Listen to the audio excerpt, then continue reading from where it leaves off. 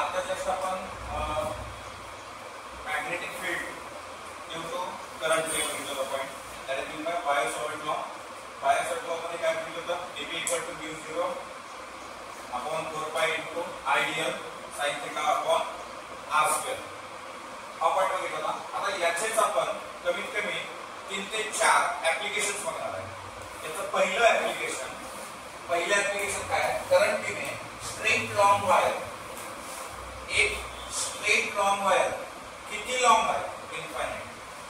किती लॉन्ग आहे, infinite long wire घेतली आपण. त्या इनफायनाइट लॉन्ग वायरवर त्या वायरचं स्मॉल एलिमेंट घेतलं, dl small element, ideal current element I into dl. I be the current flowing through this long straight wire. That wire is an infinite. समजा इथून 0 चालू आहे तर वर इन्फिनिटी, खाली 0 चालू आहे इकडे इन्फिनिटी. ओके, सो आता या ठिकाणी 0 टू p r इतकं डिस्टन्स आहे. dl पासून p पॉइंटचं थीटा इतक्या अँगलवर स्मॉल r इतकं डिस्टन्स. सगळ्या गोष्टी समजून घ्यायच्या आपल्याला. फक्त L काय आहे, 0 टू dl पर्यंतची लेंथ आहे कंडक्टरची. सो वी नो काय नो देखला त्याला कधी सोडणार सांगा. We know dB equal to mu0 I upon 4 pi I dl sin theta upon r square. माझ्या निर्णयाने इथं जे आहे, इथं अँगल किती होता आपल्याला, 90 डिग्री. फक्त dl च्या विचारात घेतलो आपण, स्मॉल dl च्या, तर थीटा किती असतं, 90 डिग्री. मीन्स sin 90 किती असतं बाबा, 1. म्हणून मला dB ची जी व्हॅल्यू भेटली ती mu0 upon 4 pi into idl upon r square. पण ही जी व्हॅल्यू आहे आयडियल अपॉन r स्क्वेअर, या ठिकाणी आपण न घेता हे कधी घ्यायचं, ज्या वेळेस इथं परपेंडिक्युलर होतं. ही झाली मॅक्सिमम व्हॅल्यू. जर आपल्याला आता इथं काहीतरी अँगल मध्ये दिलंय थीटा, आता मला तुम्ही सांगायचं इथं जे अँगल आहे हे बघा, हे असं आहे, हे इथं असं असतं, वी टेक दिस वे. आता कसं आहे, इथे अँगल इकडे थीटा आहे, एक टोटल किती असतं, हे पाय. हे पाय मधलं इथं किती गेलं, थीटा गेलं, इथं रिमेनिंग किती राहिलं, पाय मायनस थीटा. म्हणजे माझा इथला जो अँगल आहे तो पाय मायनस थीटा आहे.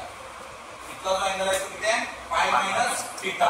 So can I take here right now, मी काय करणार बघा, साइन अँगल जो आहे तो साइन थीटा जो आहे तो काय घेऊ शकतो, sin theta as an A. इथं बघा हे sin थीटा अँगल आहे, बट मला इकडला जो अँगल आहे तो काय आहे, पाय मायनस थीटा. मग मला जर या ट्रायंगल वर काय व्हॅल्यूज टाकायच्या झाल्या तर त्या व्हॅल्यूज कशा टाकणार. पहिली गोष्ट, माझं जे dB ची व्हॅल्यू आहे ती 0 टू l पर्यंत जी व्हॅल्यू आहे dB equal to mu0 upon 4 pi I dl sin theta upon r square, हे 1 dB ची व्हॅल्यू आहे. मग असंच सेम मिरर इमेज खाली आहे, असे सेम कुठे आहे, खाली आहे. हे या ठिकाणी काय केलंय, इथेच आपण असे पॉइंट घेतला, असंच अँगल घेतला, असंच सगळ्या गोष्टी खाली सुद्धा आहेत, वरचं खाली सुद्धा आहे. या दोन्हीचं काढायचं आहे आपल्याला. मग इथं जर दोन्हीचं काढायचं आहे, इथला जर अँगल घेतला तर हे आहे, पण इथं जर घ्यायचं झालं या वरच्या साईडला आणि खालच्या साईडला तर आपल्याला काय येईल, आपल्याला जर हे अँगल घ्याला तर हे काय येईल, dB sin थीटा येईल. काय dB sin थीटा. आता हे तर बघा मी सिंपल कसं घेतोय, हे जे आहे 1 dB चं आहे. मला टोटल जर B काढायचं झालं, टोटल मॅग्नेटिक फील्ड, कुठलं total magnetic field, 0 to infinity, फक्त कुठलं, अप्पर मॅग्नेटिक फील्ड मला कुठलं काढायला लागेल, हे अप्पर. कुठं, इथून 0 चालू आहे, इथून वर किती आहे, इन्फिनिटी. किती आहे तिथलं, dB इतकं आहे. म्हणजे किती आहे, 0 to infinity mu0 upon 4 pi into I dl sin theta upon r square.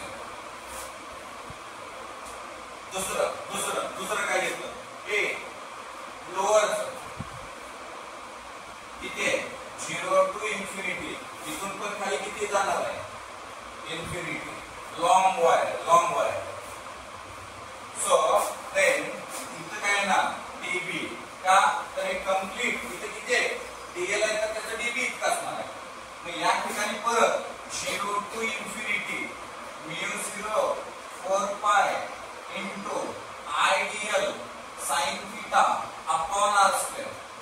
मग मला जर रिझल्टंट काढायचा आहे, काय काढायचं आहे? रिझल्टंट काढायचं आहे, नेट मॅग्नेटिक फील्ड काढायचं आहे. त्या दोघांची ऍडिशन करतो, BU प्लस BL. दोन्ही सारखेच आहेत का नाही बाबांनो? तर दोन्ही सारखेच आहेत. 2 इंटू 0 2 इन्फिनिटी. इथं काय घेतो? DB. मग इथं DB ची व्हॅल्यू काय आहे? 2 0 2 इन्फिनिटी. DB काय आहे? Mu 0 upon 4 pi into ideal sine theta upon R square. हे झालं माझं काय आहे बाबांनो? हे जे आहे ते नेट मॅग्नेटिक फील्ड कुठं आलं? पॉइंट बी ला. कुठलं? वरचं इन्फिनिटी पर्यंत, खालचे इन्फिनिटी पर्यंत. काय करायला लागलं आपण ना? लॉंग स्ट्रेट वायर आहे, त्याच्या शेजारी एक पॉइंट बी घेतलाय, त्याचा अँगल थीटा इतका आहे. तर त्याचं आपण काय करतोय? त्याच्यातलं त्या पॉइंट बी ला मॅग्नेटिक फील्ड काढतोय. बर, एक ट्रायंगल दिसतोय का बघा तुम्हाला या ठिकाणी? कोणता ट्रायंगल दिसतोय बघा?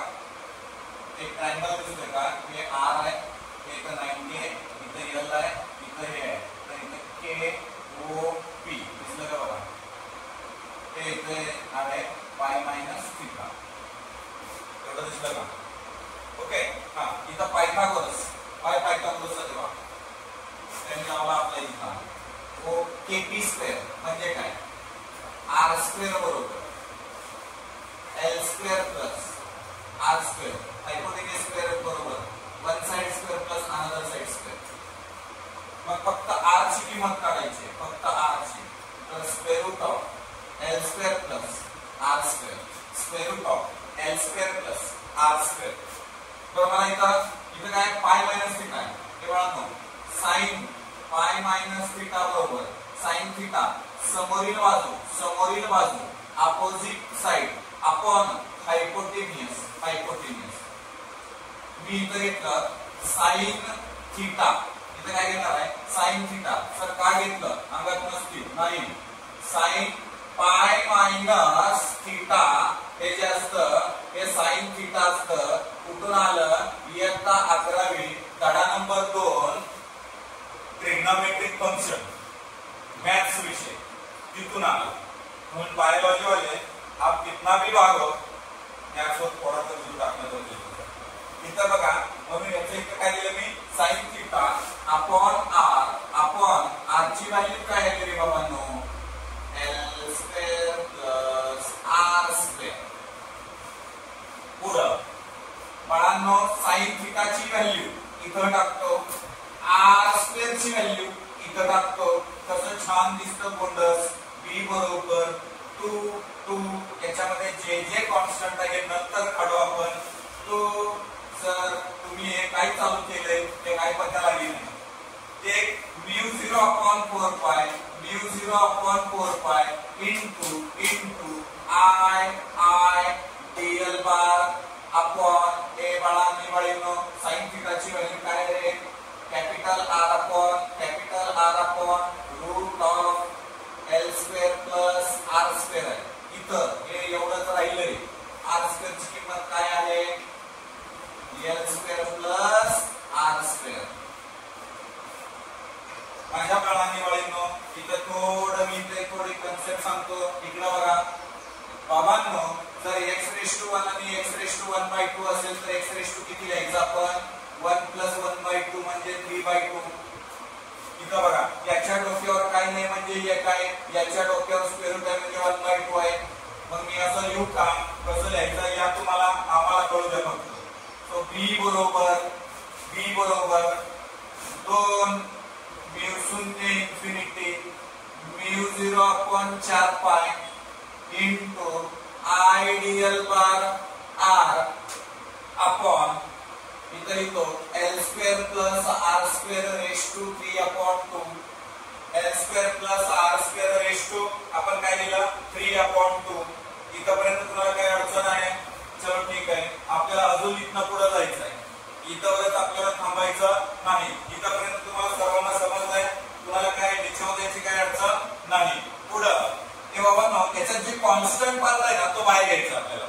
कॉन्स्टंट पार्ट म्हणजे कॉन्स्टंट कोण बदलणार आहे हे महत्वाचं आहे. हा तर आर बदलत नाही, त्याला पी ला हलवत नाही, हे आर बदलणार नाही, हाही अँगल बदलणार नाही. मग बदलणार कोण आहे सर? डीएल बदलणार आहे. बघा लेंथ वाढत जाणार आहे ना, म्हणून फक्त कोण बदलणार आहे त्याला इंटिग्रेशन मध्ये ठेवायचं. लक्ष द्या, बी बरोबर 2 म्यू 0 आर हे सगळे बाहेर काढले अपॉन 4 पाय इथं आलं एल स्क्वेअर. याला जे आहे इथं एल आहे इथं डीएल आहे म्हणून याला पलीकडे ढकललो. याला ऍज इट इज खाली काय घेतलं फक्त 4 पाय. इंटिग्रेशन नीट लक्ष द्या 0 to infinity 1 upon L square plus R square raise to 3 upon 2 into dl. हे कुठला आहे सर? हे मॅथ्स मध्ये. हे कुठं शिकवायला तुम्ही? मग फिजिक्स मध्ये. मग मॅथ्स फिजिक्स मध्ये पडवून मार्क असंच असतं हे. ओके, समस्या कसं सोडवायचं? मग याचं इंटिग्रेशन किती येतं? याचं इंटिग्रेशन आपल्याला 0 to infinity 1 upon L square plus R square raise to 3 upon 2 dl बरोबर 1 अपॉन आर स्क्वेअर असतं. कुणाला विचारायचा? मास्टरच्या मॅथ्सच्या मास्टरला विचारायचं. कुठून आलं? हे असं येतं. ओके, जर तुम्हाला सोडून हवा असेल क्लास थांबा, हे कसं येतं ते सांगेन. पण सध्या फिजिक्सला केवढं कामाचं आहे? असं आहे, असं येतं, असं टाकायचं. ओके, कसं? हे बघा इथं बी ची व्हॅल्यू मी इथं कोपऱ्यात लिहितो. इथं बघा इथं या ठिकाणी बी ची व्हॅल्यू लिहिली, या ठिकाणी बी ची value 2 mu 0 I R upon 4 pi गुणिले 1 अपॉन आर स्क्वेअर. कुठून आलं? हे बघा या सगळ्याची व्हॅल्यू इथं आहे. हे 1 अपॉन आर स्क्वेअर हे उचलून इथं टाकलं, हे इथं लिहिलं. याच्यातला एक आर, याच्यातला एक आर निष्क्रिय. इथं बे, हे बे दोन्ही. ओके, म्हणून इथे आलं आपलं फायनल उत्तर. बी बरोबर म्यू 0 आय, फक्त म्यू 0 आय राहिलं upon 2 pi R. 2 pi R हे जे आहे हे बाबांनो कुठून आलं? Infinite long wire mu 0 I upon 2 pi R. That is a long infinite wire. जर आपण घेतली तर त्या लॉन्ग इनफायनाइट वायरचं हे जे उत्तर आहे ते B equal to mu 0 I upon 2 pi R. मग एक्झामिनर सीईटीला विचारतो, मध्येच काड्या करतो. मग काय काड्या करतो? तो जो काड्या करतो माझ्या राजांनी हे जे वरचं आहे हा त्याला किती असतं? म्हणून बी अप्पर जे असतं ते आपल्याला म्यू 0 म्हणजे बी टोटल डिवाइड बाय 2. निम्यात नवर आहे डिवाइड बाय 2. खाली निम्यात खाली डिवाइड बाय 2 म्हणजे सरळ काय ना बी यू अप्पर बरोबर BT total mu 0 I upon 2 pi R भागिले 2. हे 2 याला डिवाइड झालं मल्टिप्लाय. बी यू बरोबर mu 0 I upon 4 pi R. हे कधी असतो 4 पाय वरचा हाफ. मग below half lower half mu 0 I upon 4 pi R. It's a very simple derivation. असं तुमच्यासाठी आहे. काही अडचण नाहीये. काय शिकलो? एक लांब वायर आहे. काय बघितलं? त्याच्या शेजारी पॉइंट पी घेतला. किती डिस्टन्स वर? आर इतक्या डिस्टन्स वर. त्या वायरवर काय घेतलं? डीएल एक छोटासा तुकडा घेतला. त्या डीएल चं पी पॉइंटला मॅग्नेटिक फील्ड किती आहे? इतकं आहे. कोणी सांगितलं? बायोसर्वेट लॉ. मग काय करायचं? लॉंग इनफायनाइट वायर सगळ्या वायरचं पॉइंट पी ला मॅग्नेटिक फील्ड किती? वायर किती लांब आहे? इन्फिनिटी आहे. आपल्या क्लासचं कितीच नाव आहे? इथं जे आलो आपण इथून काय केलं? या इथं व्हॅल्यू टाकली. टोटल मॅग्नेटिक फील्ड आपण टोटल काढलं 2 mu 0 to infinity dB. DB ची व्हॅल्यू दोघांपैकी कोणती उचला इथं टाका. आपल्याला 2 0 टू इन्फिनिटी ही व्हॅल्यू आली. काही टाकायचं नाही, इंटिग्रेशन कुठंच काढलं नाही आपण इथं. ही व्हॅल्यू आपण सरळ काय केलं? इथला एक ट्रायंगल वरचा उचलून इथं ठेवला. हे तर जॉमेट्री आहे. याच्यामध्ये काय केलं? पायथागोरस वापरला. दुसरं काय केलं? साइन थीटा वापरलं. अपोजिट अपॉन काय आलं? हायपोटेन्यूस हा फॉर्म्युला वापरला. या सगळ्या व्हॅल्यूज इथं इथं टाकल्या साइनला साइनचं आर स्क्वेअरला आर स्क्वेअरचं हे रेस टू 1 आणि हे रेस टू 1/2 स्क्वेअर रूट म्हणजे रेस टू 1/2 असतं. कसं करायचं रेस टू 1 1/2 रेस टू 3/2 इथं आलो आपण रेस टू 3/2 इथं एल वाले फक्त साइनला ठेवायचे बाकी सगळं बाहेर काढलं. याचं काय इंटिग्रेशन 1/r². ही व्हॅल्यू इथं टाकली आर कॅन्सल झालं μ0 I/2 पाय r हे टोटल आलं. फक्त वरचा हाफ पाहिजे असेल μ0 I/4r खालचा हाफ पाहिजे असेल μ0 I/4r. समजलं.